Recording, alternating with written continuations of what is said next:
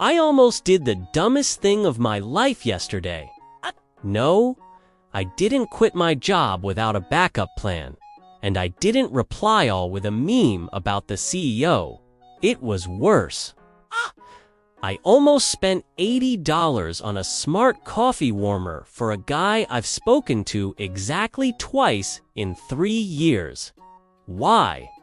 Because of the annual Office Secret Santa, the corporate world's favorite way to induce a collective nervous breakdown.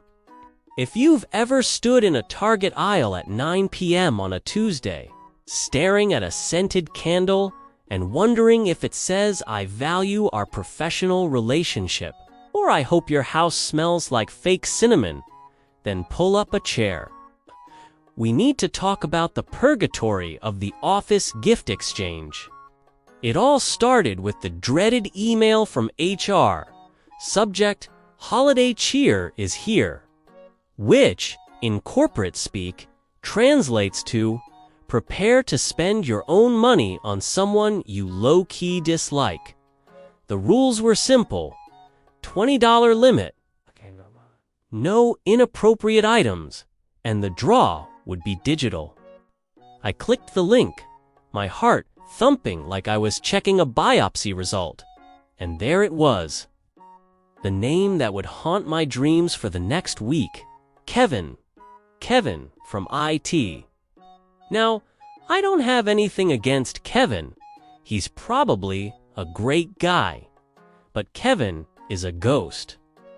He lives in the server room, speaks exclusively in Linux commands. And the only time we've interacted was when I forgot my password and he looked at me with the soul-crushing disappointment of a father whose son just failed T-ball. How do you buy a $20 gift for a man who knows all your browser history but doesn't know your middle name? The ritual began. First, the LinkedIn stalking. I needed intel. Does Kevin have hobbies? His profile said, "Specialist in cloud architecture." Great, Kevin. Very helpful. Does the cloud like chocolate? Does the cloud wear fun socks? I spent 45 minutes scrolling through his skills and endorsements, looking for a sign. Nothing. Then came the gift autopsy phase. I went to the mall, which was already a sensory nightmare. The smell of stale gingerbread. The loop of "all I want for Christmas is you" playing for the 8 billionth time. And the frantic energy of people who waited until the last minute. I picked up a mug. "World's okayest employee. Too risky." What if he thinks I'm calling him mediocre? Put it back. A plant. A succulent. No. Kevin works in a room with no windows. That's just a slow-motion murder. 101 coding jokes. I looked at the first page. It was painful. If I give him this, he'll definitely lose my next support ticket on purpose. I was spiraling. I found myself in the tech aisle, looking at that $80 coffee warmer. My brain was like, if you overspend, he'll have to like you. It's an investment in your future Wi-Fi stability. Luckily, my bank account whispered, "Remember your rent, Alex." I settled on a high-quality, insulated water bottle. It was exactly $19.99. It was safe. It was functional. It was the beige of gifts. But then the doubt kicked in. Is it too boring? Does Kevin already have a bottle? Does he even drink water? Or is he powered by pure caffeine and spite? I spent the night before the party wrapping it like it was a fragile artifact from the Ming Dynasty, using 3 rolls of tape because I wanted the corners to be professional. The day of the party arrived. The break room was transformed into a festive crime scene. There were those sad supermarket cookies with the frosting that tastes like chalk, and a bowl of punch that looked suspiciously like window cleaner. Everyone was wearing ugly sweaters that were actually quite expensive, trying to look casual while secretly calculating the value of the gifts on the table.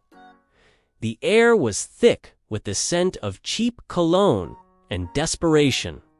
Then, the circle of doom. We had to stand in a ring and describe our person before giving the gift. My turn came. I stood up, palms sweating, clutching the water bottle like a thermal detonator.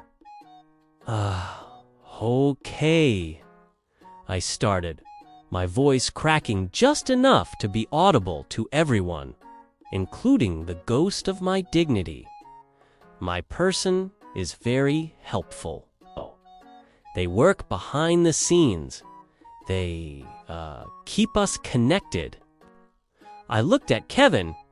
He was staring at his shoes. Hay handed him the bag. The room went silent. You could hear the hum of the refrigerator. Kevin opened it. He looked at the bottle. He looked at me. He didn't smile. He didn't frown. He just said, "Insulated. Nice." And he sat back down. That was it. 45 minutes of LinkedIn stalking, 3 hours at the mall, and a near financial crisis over a coffee warmer, all for a nice. But then something happened. Sarah from marketing gave the CEO a Grow Your Own Boyfriend kit.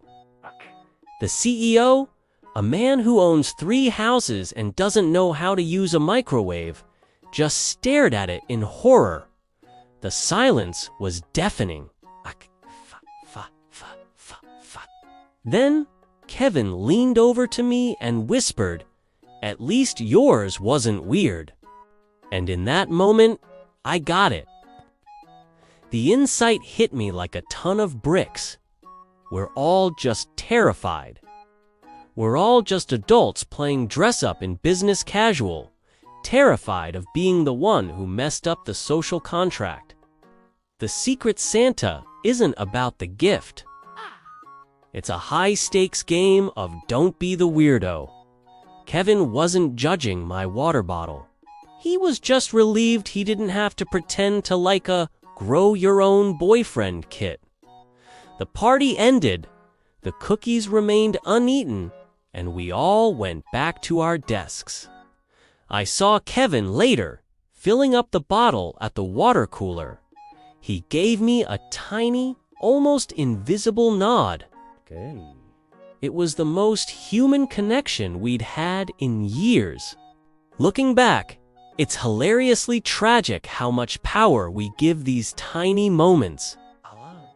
We turn a $20 exchange into a referendum on our character. But hey, that's the corporate life. We survive the meetings, we survive the replies, and we survive the Secret Santa. And if we're lucky, we walk away with our dignity and a slightly better than average water bottle. Next year, I'm just giving everyone a gift card. Or maybe I'll just forget to sign up.